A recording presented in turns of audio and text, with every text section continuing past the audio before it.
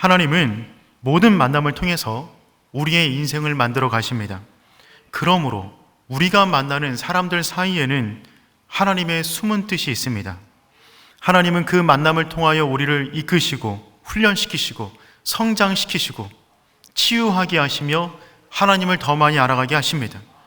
그러므로 우리는 모든 만남은 그 속에 하나님의 손길이 있는 거룩한 시간임을 날마다 기억하며 만나는 모든 사람들을 귀하게 여기는 저와 여러분 되기를 축복합니다.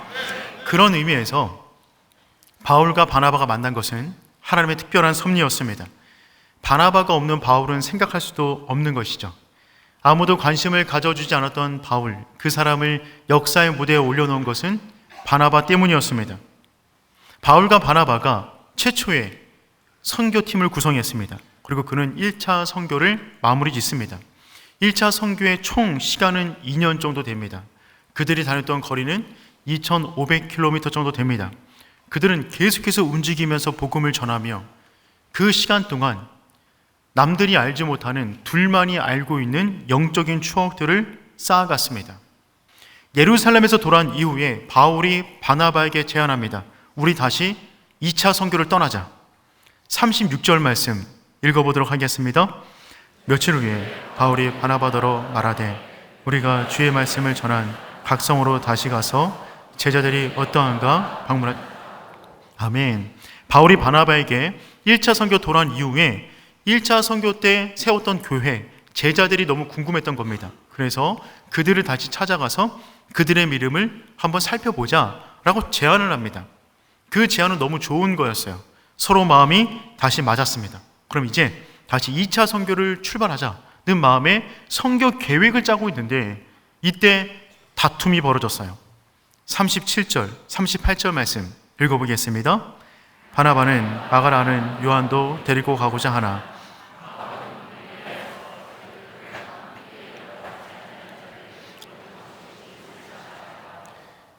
선교팀을 구성하는 부분에 있어서 서로의 의견이 합의를 보지 못한 것입니다. 바나바는 자신의 사촌되는 마가를 다시 데리고 가자라고 제안했어요. 근데 바울은 이런지하에 거절합니다. 절대로 안 된다고 합니다. 1차 선교 때 밤빌리아까지 같이 간 마가는 그 밤빌리아에서 자신의 고향으로 돌아가게 되었어요. 그러다 보니까 남아있는 팀 입장에서는 배신한 것입니다.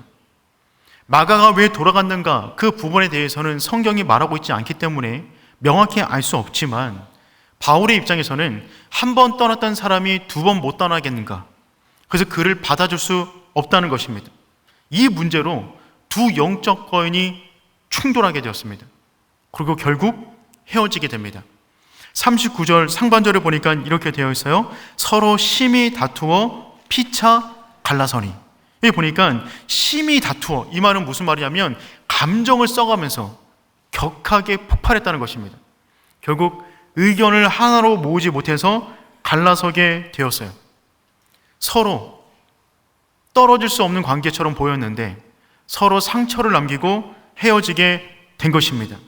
관계 속에서 어려움이 생기고 이로 인해 상처를 받을 때 우리는 어떻게 반응해야 될까요? 특별히 성도 안에 이런 문제들이 벌어질 때 우리는 어떻게 반응해야 될까요? 오늘 본문의 말씀을 중심으로 두 가지로 한번 살펴보도록 하겠습니다. 첫 번째입니다. 상처에도 불구하고 사명의 자리를 떠나지 말아야 합니다. 상처에도 불구하고 사명의 자리를 떠나지 않는 것입니다. 사람 사이에는 늘 상처가 있습니다. 서로 특별히 의도적으로 상처를 주는 것이 아니라 사람이 다 모나 있기 때문에, 다 가시가 있기 때문에 가까이 하다 보면 의도하지 않게 핥히게 되어 있어요. 이때 중요한 것은 그 상처에도 불구하고 하나님께서 우리에게 주신 꿈의 자리, 사명의 자리를 떠나지 않는 것입니다. 상처를 통해서 사명의 자리를 떠나면 좋아할 사람은 사탄밖에 없어요. 죄송합니다. 사람이 아니군요. 좋아할 놈은 사탄밖에 없습니다. 여러분, 사탄은 상처를 교두보 삼아 우리 인생 가운데 들어옵니다. 우리 인생 가운데 상처가 벌어진 것은 어쩔 수 없지만 그 상처를 내 인생 가운데 허용한다는 것은 사탄이 내 인생 가운데 들어올 수 있는 다리를 하나 놓는 것입니다.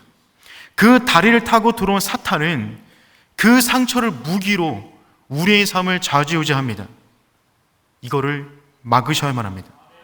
그 막는 방법이 무엇이냐면 그럼에도 불구하고 나에게 주어진 삶의 자리를 떠나지 않는 것입니다. 39절 말씀 읽어보도록 하겠습니다.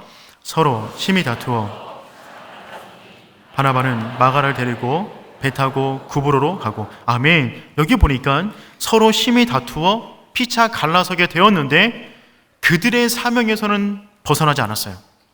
바나바는 마가를 데리고 구브로로 갔다고 합니다. 바울은 실라를 선택하여 길리기아로 갑니다. 바나바와 바울은 서로에게 상처를 받았어요. 그래서 헤어졌어요. 하지만 사명의 자리를 벗어나지는 않았습니다. 도리어 각자의 은사와 달란트를 따라 자신들을 부르신 그 땅에 나아가서 더욱더 사역에 매진하는 인생을 살았습니다. 바나바는 위로의 사람이었어요. 그는 그의 기질대로 그가 바울을 세워주었듯이 어깨가 처져 있는 마가를 데리고 함께 팀을 꾸려 구브로로 가게 됩니다. 구브로는 바나바의 고향입니다. 그러니까 자기가 가장 잘 아는 지역에 마가를 데리고 선교도 하면서 마가를 일으켜 세워주었던 것이죠. 반면 바울 역시 그의 기질대로 움직이기 시작합니다. 그는 동역자로 실라를 선택합니다. 실라는 성경에 실루아노라고도 표현되고 있는데 로마 시민권자예요. 바울과 똑같은 배경이 있는 사람입니다. 이 사람은 이중 언어를 구사할 수 있고 다문화에 익숙한 사람이었어요. 이 사람이 얼마나 언어에 능통한지 이후에 베드로 전후서를 대필할 만큼 능력이 출중했습니다. 바울은 2차 선교를 시작함에 있어서 본격적으로 이방인 땅에 들어가면서 자신과 비슷한 사람을 찾은 겁니다. 비슷한 배경, 비슷한 지식, 언어를 지니고 있는 사람을 택해서 함께 선교를 출발하되 그는 길리기아로 갔는데 자신의 고향입니다.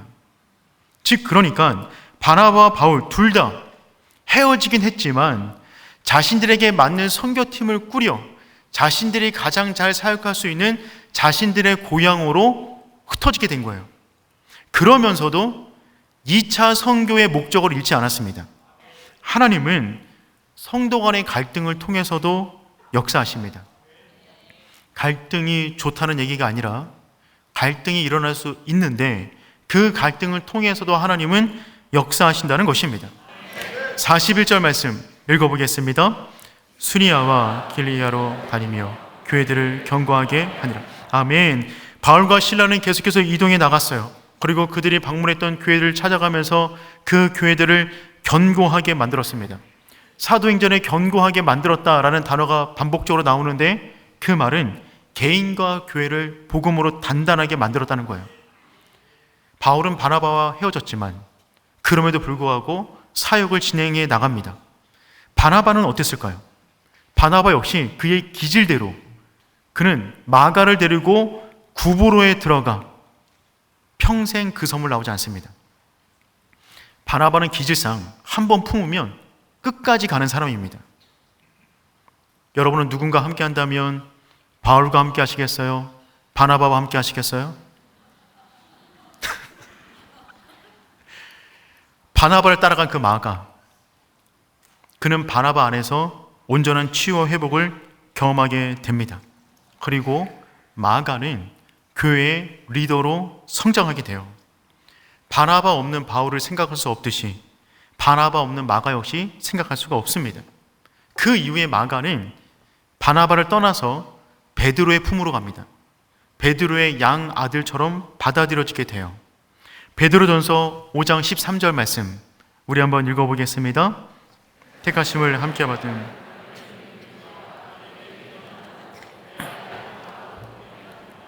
아멘. 베드로가 편지를 쓰는데 그 가운데 내 아들 마가도라고 표현하고 있죠.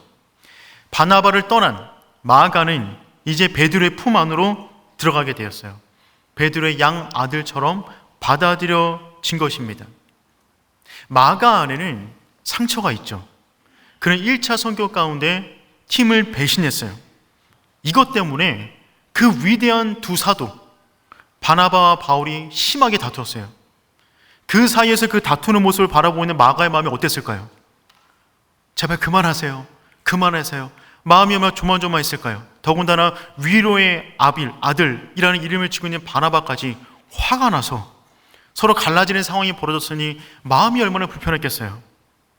더군다나 이들은 굉장히 유명한 사람들이었거든요. 기독교 공동체 가운데 소문이 파다하게 퍼졌어요. 바나바가 싸웠대. 그 바나바가 싸웠대. 그래서 갈라졌대. 이유가 뭔지 알아? 그 조카 때문이래. 그 마가 때문이래. 그 이야기가 파다하게 퍼졌을 것입니다. 그때마다 마가 마음이 얼마나 불편했겠어요. 그 불편한 마음을 가지고 이제 삼촌을 떠나 베드로에게 왔는데 둘의 만남은 하나님의 놀라운 섭리입니다. 여러분, 베드로는 누구입니까? 배신의 아이콘입니다. 여러분, 베드로는 치킨 트라우마가 있는 사람이에요. 마가가 베드로에게 와서 기도 제목을 말했겠죠. 선생님, 저게 씻지 못할 상처가 있습니다. 제가 팀을 배신했어요. 그것 때문에 바나바, 바울이 싸웠어요. 제 상처가 있어요. 그때 베드로가 뭐라 그랬을까요? 그 입 다물라. 나는 3번 부인했어. 너 문제도 아니야. 그거는. 그것 때문에 상처받지 마. 그것 때문에 너의 인생의 앞길을 막지 마. 상처가 너의 인생 주도하지 못하게 만들어야 돼. 베드로가 말을 했겠죠. 나는 예수님을 3번이나 부인했다. 나 스스로 저주까지 하면서 부인했어. 근데 그분이 찾아오셨고 내 사랑의 고백을 받아주셨고 사명을 주셨고 여기까지 인도하셨다. 그리고 베드로는 마가에게 베드로가 만난 예수님에 대해서 전체 이야기를 다 말해주었어요. 그 복음을 듣는 순간 마가는 성장해 나가고 치유됐던 것입니다. 그리고 이후에 마가는 복음서 가운데 하나인 마가복음을 기록하게 됩니다. 마가는 예수님을 만나지 못했어요. 그가 어떻게 마가복음을 썼냐면 베드로의 양아들이 되어 그가 전한 예수에 대한 이야기를 듣고 성령의 감동을 따라 마가복음을 기록하게 된 것입니다. 이후에 마가는 어떻게 되었을까요? 이집트로 복음을 전하러 갑니다. 마가 때문에 아프리카 선교가 일어났어요. 지금도 이집트를 가면 마가 기념교회가 있습니다.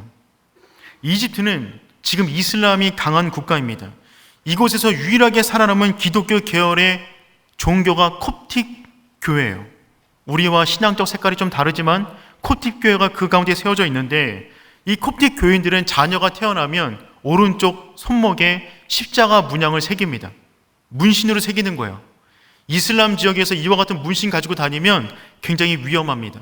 근데 이들은 계속해서 이렇게 신앙을 내려보내는 거죠. 이들이 누구에게 복음을 들었냐면 마가에게 의해서 복음을 들은 사람들입니다. 바나바와 바울이 부딪혔어요. 서로 상처가 났어요. 그럼에도 불구하고 그들은 주어진 사명의 자리를 떠나지 않았습니다. 그 결과 하나님이 각각을 통하여 위대한 일들을 이루어 가십니다. 삶이라는 엄청난 축복을 하나님께서 우리에게 주셨어요. 그 삶이라는 엄청난 축복을 받으면 그 위에 따라오는 디저트 같은 것이 있어요. 상처예요. 그 상처를 디저트로 받아들이십시오. 삶에서 오는 인간관계에 스트레스가 있습니다. 스트레스를 뒤집으면 디저트가 돼요. 그러니 여러분, 삶이라는 엄청난 축복을 받은 우리가 디저트로 스트레스 조금 받는 거 믿음으로 넘어갈 수 있는 저와 여러분 되기를 축복합니다. 두 번째, 우리는 주의 은혜 안에 머물러 있어야만 합니다. 40절 말씀 함께 읽어보겠습니다. 바울은 실라를 택한 후에 형제들에게 주의 은혜 부택함을 받고 떠나. 여기 보니까 바울과 실라가 이제 공식적으로 안디옥 교회 파송을 받고 출발하는데 안디옥 교회가 그들을 축복하는 내용이 있어요. 그 내용이 뭐냐면 주의 은혜의 부탁함입니다. 그들을 보낼 때 주의 은혜 가운데 이들을 맡깁니다 라고 그들을 보냈어요. 여러분, 그렇습니다. 상처에도 불구하고 사명을 향해 출발하는 모든 사람에게 필요한 것은 주의 은혜입니다. 주의 은혜 안에서 모든 상처가 회복되는 줄 믿습니다. 그러므로 여러분, 상처가 우리 가운데 들어왔을 때 상처가 우리 인생을 좌지우지하게 만드는 것이 아니라 은혜가 우리의 인생을 이끌어가도록 은혜 안에 잠길 수 있는 저와 여러분 되기를 축복합니다. 여러분, 주의 은혜는 우리 인생의 기초예요. 그것은 구원의 기초예요. 에베소서 2장 8절 말씀 보니까 다음처럼 되어 있어요. 다 같이 읽겠습니다. 너희는 그 은혜에 의하여 구원을 받았으니 이것은 너희에게 난 것이 아니요 하나님의 선물이라. 아멘. 여러분, 우리가 구원받은 것 자체가 주의 은혜예요. 이것 한 가지만 평생 묵상해도 다 깨달을 수 없을 만큼의 은혜가 우리 가운데 주어졌습니다. 여러분, 또한 사역의 기초가 주의 은혜입니다. 고린도전서 15장 10절 말씀 읽어보겠습니다. 그러나 내가 나된 것은 하나님의 은혜로 된 것이니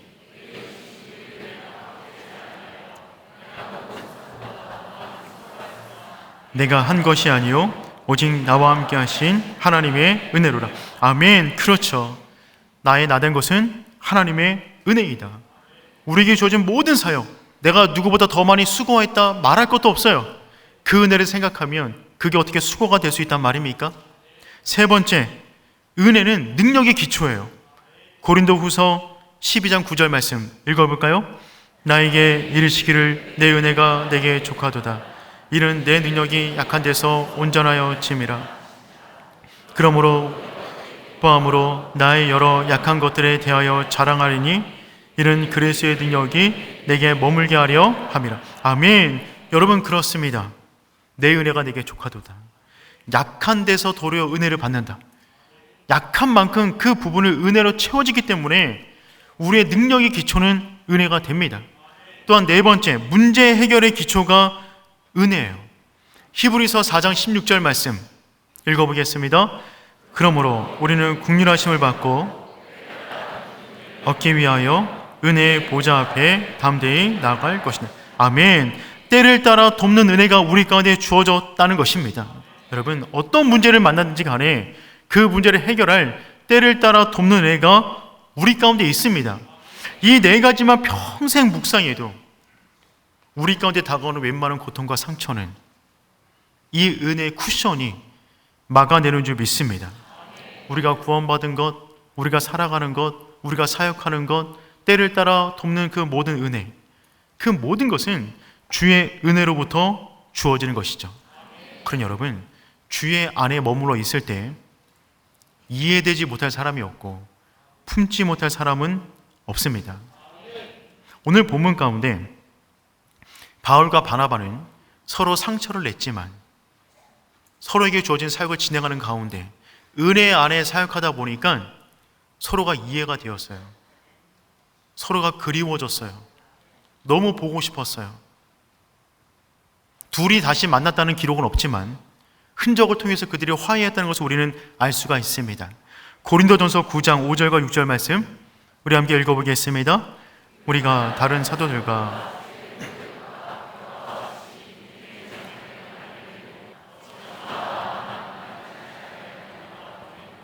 아멘. 고린도전서 교회를 다니면서 바울은 이와 같은 글을 남깁니다. 고린도 교회는 바나바가 가보지 못한 지역입니다. 2차 선교 때 들렀던 지역이거든요. 그런데 바울은 이 고린도 지역을 다니면서 복음을 전함과 동시에 가는 곳곳마다 바나바 이야기를 했어요. 그의 믿음을 인정한 것입니다. 어찌 나와 바나바만 일하지 아니할 권리가 없겠느냐. 바나바가 있는데 그가 누군지 아는가. 그는 엄청난 부자였는데 자신의 모든 돈을 교회 가운데 기부하여 예루살렘 교회를 세웠고 이후에도 여러 가지 많은 대접을 받을 만한 사람이지만 모든 걸 내려놓고 자비량으로 복음을 전하는 사람이 있는데 그 사람이 바나바다. 이런 사람 본받아야 된다라고 바울은 가는 곳곳마다 그들이 알지도 못하는 바나바를 계속해서 소개했어요. 즉 바울의 마음 가운데 은혜 안에 사역하다 보니까 바나바가 이해가 되고 그가 그리워지고 그의 얘기를 하게끔 되는 것입니다. 두 사람은 은혜 안에서 다시금 마음이 하나 되었어요. 마가는 어떻게 되었을까요? 마가는 바울의 노년에 가장 큰 조력자가 됩니다. 바울은 로마 감옥에 갇히게 됩니다. 1차로 로마 감옥에 갇혔는데 그가 옥살이를 하는 동안에 그가 갇혔다는 소식을 듣고 가장 먼저 달려와서 그를 보필한 사람이 마가입니다. 골로새서 4장 10절과 11절 말씀, 우리 10절 말씀만 읽어보도록 하겠습니다. 나와 함께 갇힌 아리스다거와 바나바의 생질 마가와 이 마가에 대하여 너희가 명을 받았음에 그가 이르거든 영접하라. 그렇죠. 그가 감옥에 갇혀서 지금 골로새서를 쓰고 있는데 그 가운데 뭐라 그러냐면 나와 함께 갇힌 마가라고 표현하고 있어요. 함께 갇혔다는 말은 무슨 말이냐면 함께 감옥 안에 들어왔다는 얘기가 아니라 그가 갇혔는데 그 밖에서 자기를 도와주며 음식을 내어주고 기도해주고 함께 말벗이 되어준 그 사람, 그 사람으로 마가를 말하고 있는 것입니다. 두 사람은 은혜 안에 사역하다가 서로의 필요성을 느끼게 되고 서로를 인정하게 되고 결국 마음으로 하나가 된 것입니다. 이후에 바울은 또다시 감옥에 갇힙니다. 2차 감옥에 갇히게 돼요. 이때는 바울이 죽을 것을 예상했습니다. 그리고 유언 같은 편지를 하나 써요. 그 편지가 뭐냐면 디모데 후서인데 여기에도 마가를 언급합니다. 디모데 후서 4장 11절 말씀 우리 함께 읽어보겠습니다. 누가만